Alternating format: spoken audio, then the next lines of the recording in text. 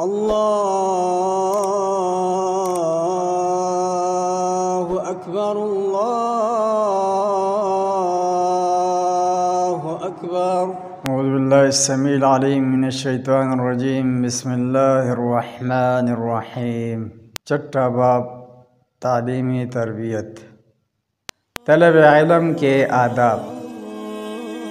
حضرت عبداللہ بن مبارک رحمہ اللہ طلب علم کے آداب ذکر کرتے ہوئے فرماتے ہیں: نمبر 1، طالب علم کی نیت کا صحیح ہونا۔ نمبر 2، استاذ کے ایک ایک حرف کو کمر توجہ سے سننا۔ نمبر 3، خوب غور و غوض سے مضامین کا دل میں اتارنا۔ نمبر 4، اس کے بعد ان کا محفوظ کر لینا۔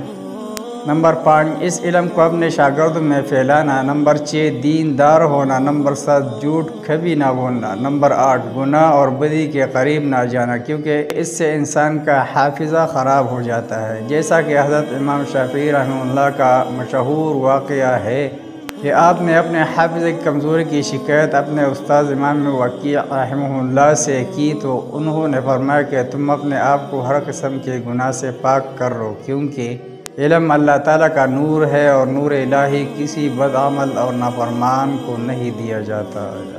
نمبر 9، طالب علم کے لیے ضروری ہے کہ اپنے استاذ کو کبھی آزار نہ پہنچائے۔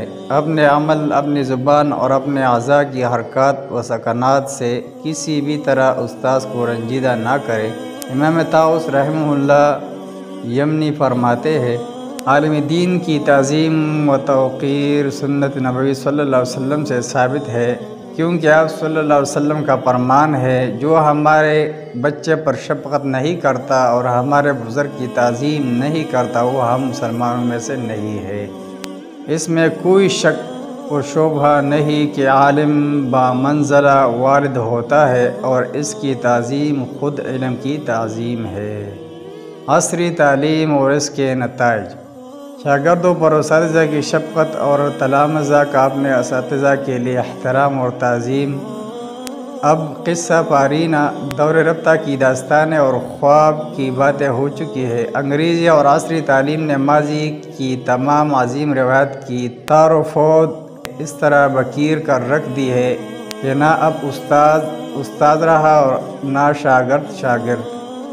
عصری تعلیم نے تعلیم کو ایک نفع بخش تجارت بنا دیا ہے، جس میں طالب علم ایک مخصوص رقم ادا کر کے کالج اور یونیورسٹی سے تعلیم خریدتا ہے اور اساتذہ بھی طلب روزگار کے طور پر طلباء کے سامنے اپنا لیکچر پڑھ کر رخصت ہو جاتے ہیں۔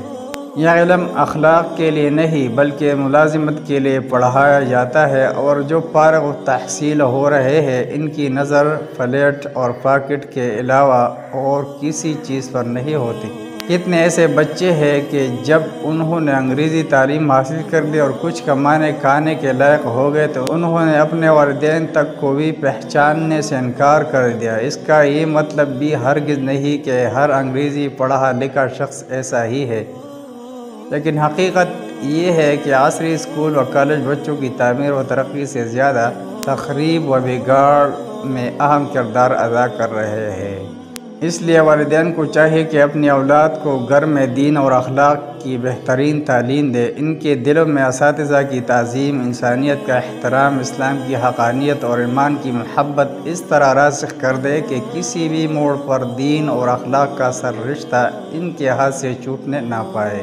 بالخصوص لڑکیوں کے تعلق سے والدین کو انتہائی چوکنا رہنے کی ضرورت ہے کہ انہیں صرف گرلز کالج ہی میں داخلہ دلایا جائے، ایسے کالجوں سے گریز کیا جائے جہاں مخلوط تعلیم ہوتی ہے۔ اس کے ساتھ ہی لڑکیوں کی نگرانی کی جائے، انہیں اپنے کسی محرم کے ساتھ اسکول اور کالج بھیجا جائے، اسی طرح انہیں وہاں سے لانے کا بھی بندوبست ہو۔ ان کے تمام کاموں کا سخت محاسبہ کیا جائے تاکہ کالج کے غیر اخلاقی ماحول اور اس سے پنپنے والی برائیوں سے انہیں محفوظ رکھا جا سکے۔ کتنی بچیاں گھر سے تو کالج کے لیے نکلتی ہے لیکن کالج سے اپنے کسی دوست لڑکے کے ساتھ ادھر ادھر نکل جاتی ہے، یا غیر سماجی اور بد اخلاق لڑکوں کی ہوس کا شکار ہو کر اپنے آپ کو تباہ کر لیتی ہے۔